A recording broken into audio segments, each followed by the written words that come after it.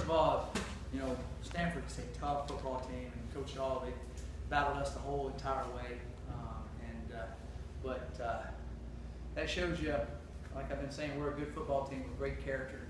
No conflict, no story. Our guys have been through so much, they don't blink. And that's what they did today. When you find out Tuesday that your kicker has mono, so you go to your third team kicker and he's not doing good, and you put in your fourth team guy and he misses, and you go back to your third team guy. It's just one of those things that the kids are doing, and they've got to get better for us going on. But the defense, the way they played was phenomenal. Our corners, like I said, I think they're ballers. They have always been.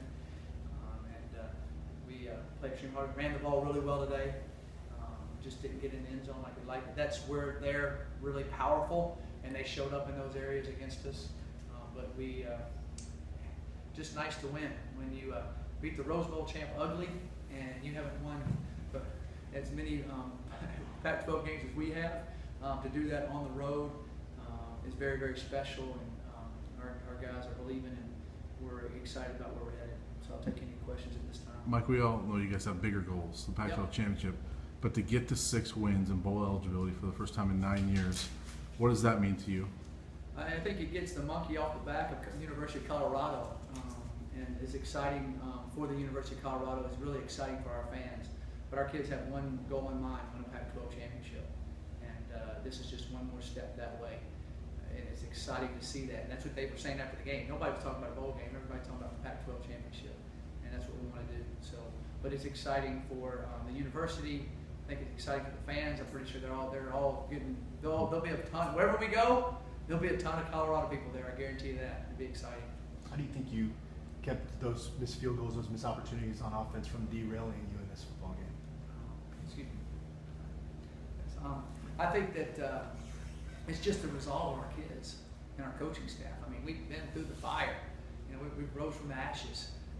So when you've done that and you've been in those situations and you can taste it and see what you're doing, we're not going to fold anymore. Now, we might make a mistake and lose the game, but we're not going to fold. Not going to. They're going to have to beat us somehow, some way. And you can just see that in their eyes. You can see that in their temperament. They got more energy as the game went along. In the past, we would have been, not now, not these guys. Not these guys. How impressed were you with your defense today? The way they could have really hung their heads. Extremely impressed with our defense.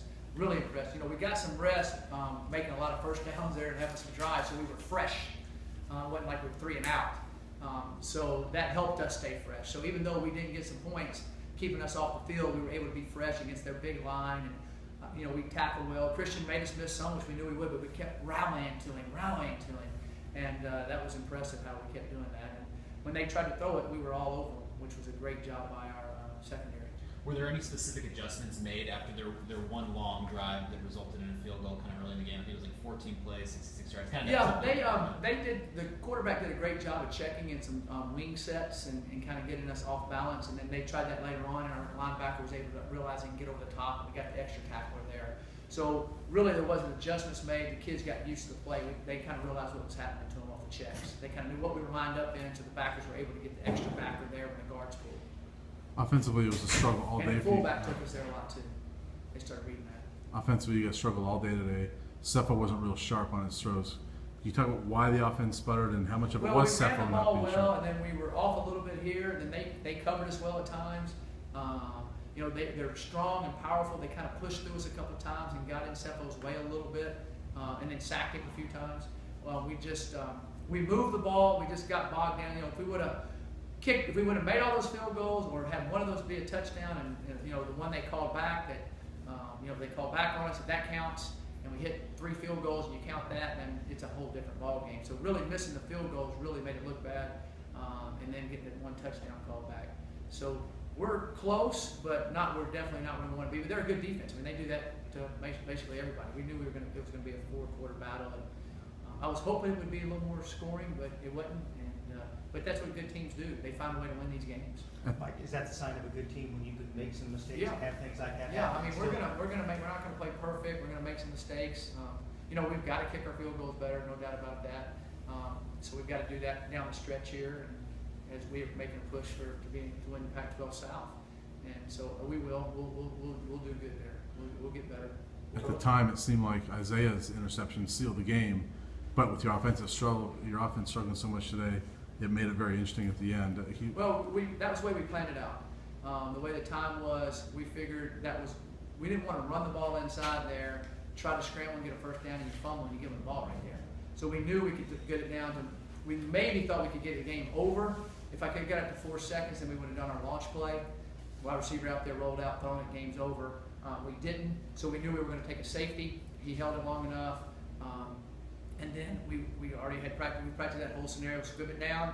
If they were going to try to throw it around, we had time. And then we knew once he fell off the 20-yard line, I was like, this is really going to be really hard for them to score because you have all those linemen on the field. I think they got a better chance of doing it on the kickoff return myself, me personally. And so we attacked that and played off. And we've practiced all those scenarios. We've practiced that exact scenario of taking a safety at that time. So that's the way it worked. Now, you could have tried to run it up in there, but as stout as they are, as powerful as they are, they pulled the ball loose one time. Everybody's going, why'd you run the ball up in there? So that's the way we planned it out to play it. I even Gary Barnett goes, you played it exactly right. He said he would have done the same thing. That's the way we practiced that exact scenario. Obviously disappointing though, you guys don't get a first down, then you don't have to mess with all of that. But right, but if you run it up in there on your end of the field on the 10-yard line, especially if we got the penalty for celebrating, now you're backed up, and then that's it. We never were going to punt it to him, ever. Now I'm going to punt the ball to Christian McCaffrey and let him run around. No way. How much did you guys? Or give him a chance to block it like happened to Michigan a year ago. No way. Yeah. So that was our best chance right there. The way it worked out. If we would have ran off if there had been 3 more seconds run off, it's a whole different story. So those are fun though. Everybody stays in their seats. Kenneth obviously had a really strong game, and yes. Tedrick said he was kind of the guy that was continuing to get in everybody's face and tell them, listen guys, this doesn't matter. What? Because he's kind of a quiet guy in here, but what is? Kenneth voting? Yeah, what is that passion like for? Well, that's why he's a team captain. There's a lot of passion. He's from this area. His brother played at Stanford. Stanford didn't recruit him. He's really bright, and it meant the world to him today. His mom was on the front row cheering as loud as she could, like she always is. And he's a leader. He's been here 4 straight years, battled his rear end off, and I wouldn't expect anything different from Kenneth Ogabodi at all. He played really, really well. Coach, what did you tell Sefo? I saw at the end of the game you went and hugged him, and yeah. I was just wondering what that conversation was like, since it's been a long time coming for Boulder. Yeah, I know. I was just proud of him and told him, hey, we won a game 41-38. We've won games high scoring. We've done all kind of things. It doesn't matter. We won the football game if you feel. I said, don't be down about playing. He wasn't down. I said, just don't be. Just come back. We'll play really well next week, 2 weeks. And so I was just congratulating on him on his leadership, how he plays, and where we're headed, type of thing. You said that at the end of the 3rd quarter, 2 of you were going at it pretty good, but his point was that you have a great connection. Oh yeah. Yeah, I'm gonna do anything I can to get him going, and he knows that my heart's there with him, and he knows I have the best for him. Everything we've been through. If you have a great relationship and it goes really deep, then you can do those kind of things. If you don't have a great relationship, you can't do those kind of things. And he understands that and knows that, and so do I. He's such a battler, and I wanted him to, and it got the other guys riled up too, so it was good. Was that just something that you wanted to see more energy from your offense? Yeah, in the 3rd quarter? Just wanted us to keep competing and not get down and not think, here we, keep fighting, keep battling, keep going. Philip ran good again today. He twisted his ankle a little bit, so then that's why you didn't see him as much in the 4th quarter. Stanford has a really good defense. Yes. Talk a little bit more about Philip establishing. Yeah, Philip set the tone. Our offensive line did a good job. He ran really, really well. Philip is, he's our, I guess you'd say, he's kind of our emotional, fiery heart and soul of our team. We have all different type of guys that play different type, but he's the guy they feed off of, and his intensity and his fight. He ran really, really well today, I was really, really, really proud of him. Coach, when Sefo was in here, he was talking about how special it is for him that this group stuck together through all the hard times. No one transferred out. Everyone believed in what you were building here. And as a coach, how fulfilling is it that it's happened that way, that this group believed in the vision and stuck together through it all to get to this point? Yeah, after the game, I had all the seniors and the 4th-year juniors stand up, and because all those guys are the guys that I recruited here or came here, and they could have left. A couple of them stayed, could have left and transferred. And I said, you know, we rose from the ashes. We did. I said, and y'all chose to come here when you could have gone other places, when everybody said Colorado's terrible. And we went through some tough times, but they hung in there, and I just thanked them for doing that. And the great thing to me, winning is awesome. Don't get me wrong, it's awesome.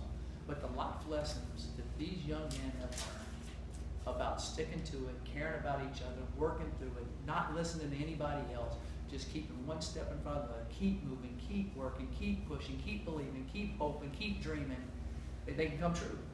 And when they do that, they're going to face a lot harder times than being 0-9 in the Pac-12 in the future in their life, when they're 30, when they're 35. And they come home and they hear their wife has cancer. Okay, what are we going to do? Am I just going to bail out? I'm going to hang in here. We're going to hang in here. And they're going to realize these moments, and it's going to give character and fortitude for them. And I sure hope they're great fathers and great husbands. That's what I hope. Back during the initial stages of rising from the ashes, as you said, you said, you know, we're playing catch up with the rest of the Pac-12. You know, we're improving, but everybody's still, you know, pretty far ahead of us. Was there a moment this offseason, early this season, was there something that you kind of pinpoint as the moment and said, okay, we've caught up, we're ready for this today? I knew we would have a good football team. And I definitely felt like we could make a run to be in the Pac-12 championship game. Nobody in the world believed me, except for my wife. And I don't think all the players in the room believed me when I said it, but now they do. They truly do. And if you don't believe it, you can't achieve it. And I'm a leader. And if I don't make up stuff, y'all always know I'm truthful. I don't make it up. What I saw was the process that had got to that point, that we could do it. And so now the process was getting there. Our defining moment as a team was a team meeting in May. That was our defining moment. And that was a meeting with just me and the players, period. And that was our defining moment. And we gelled at that time. And we walked out of that meeting, and we were either going to get it done or we weren't. And they decided to get it done. And then after that, the work ethic, the attitude, the sacrifice, the team camaraderie, all the things you always hear about, the cliches, they've all come together. And now we got to go finish this thing. We got an open date. We'll get a little healthy. And then we got to come back, and we got our 4 goal games. We got 3 or 4 at home in November, and we got to reach our dreams. That's what we're doing. So we're halfway up that ladder. We got to go find a way to get it done. Mike, just to clarify, was that the meeting where you first told them the Pac-12 title was?